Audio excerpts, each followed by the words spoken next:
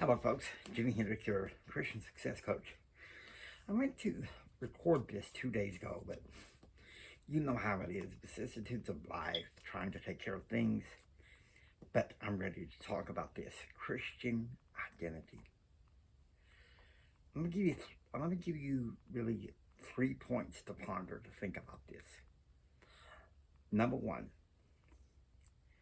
we are all children of God. You're thinking, we're all children of God.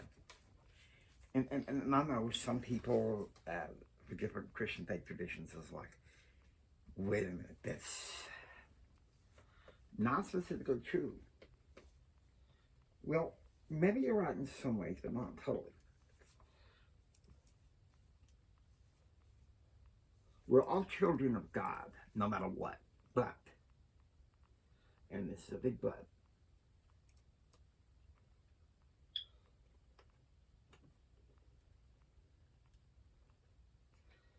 it is that, and I'm going to be reading Bible verses out of the Recovery Bible.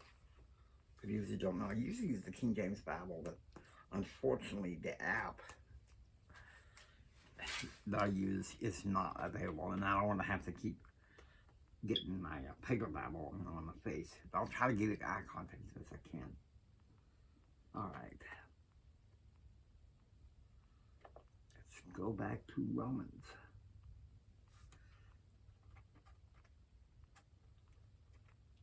Patience here. And you're probably thinking, well,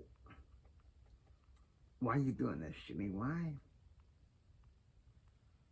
all of a sudden the interest of talking about Christian identity? You know, last week in your podcast, you were talking about a mode of income. I was, but let's not forget why we're going into business. It's not just for ourselves. It's for the kingdom of God. It's for the glory of God. Okay? All right. I think it's verse 17, I think. Let's look and see. Patience with you, if you will.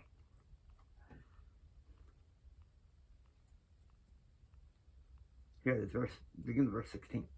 The Spirit itself witnesseth unto our spirit that we are children of God. And the children heirs also. On the one hand,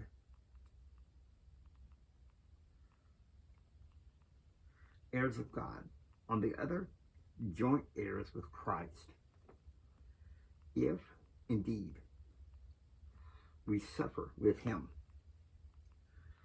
that we may also be glorified with him. Here's the thing. We're all children of God, but here's a caveat here. History through covenant is where the ultimate adoption is. We're all children of God no matter what. But the Christian identity, at least this is how I see it, is through covenant.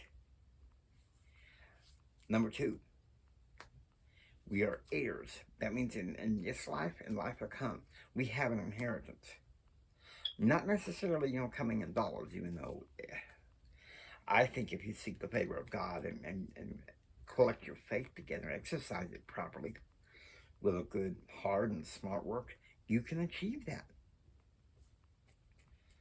You're heirs of God and joint heirs with Christ. Think about that. My faith tradition, that means if we live according to the covenant, especially the covenants we make in the temple, we become kings and queens, priests and priestesses. And I gotta say, the best of life is involved in that, the promise. But we still have to keep our end. Part of Christian identity is to throw away all the old labels that the world and society keeps putting on us. I've been journaling about it lately. I've written a letter to myself, and I see what's going on. And after talking with my Uncle Bob, my dad's brother, I learned that the expectations from the Lord has for us vastly differ from the expectations that society has on us. Society expects us to be a cookie cutter. That's the dragon culture. One thing that I resolved with my wife is to, especially on my end, because I've been rough around the edges. Still got that rough around the edges mystique around me. And the good thing is I have Blanca around the kind of just take a chisel and cut at them rough edges to try to make me a polished gentleman. I gotta say something. I thank her for that. She's me Reina. And I'll call her Princess. I call her in passing, but really, with my mother gone, she's me Reina. She's like an anchor in my life. The best of life is involved in remembering the promise and keeping the covenants. And really, for entrepreneurs, that's where the true ambiverts come alive. You're not going to get it from some magic meditation and breath work. Breath work does good to calm you down in the short term. Meditation, let me tell you something, it's getting, for me, it's getting in the scriptures. In other cases, it's guided imagery, visualization. And some of you guys, that are traditional Christian, you're gonna think, man, Jimmy, you're getting hokey, you're getting way out there new age. No, I'm not talking about the flower power. Although I gotta be honest with you, my uncle's got a point. There's no problem. There's no problem with flower power, as long as we don't have that power replace the Lord. No, visualizing you in a place where you're authentically you and succeeding, but within the framework that you're a joint heir with Christ. Okay?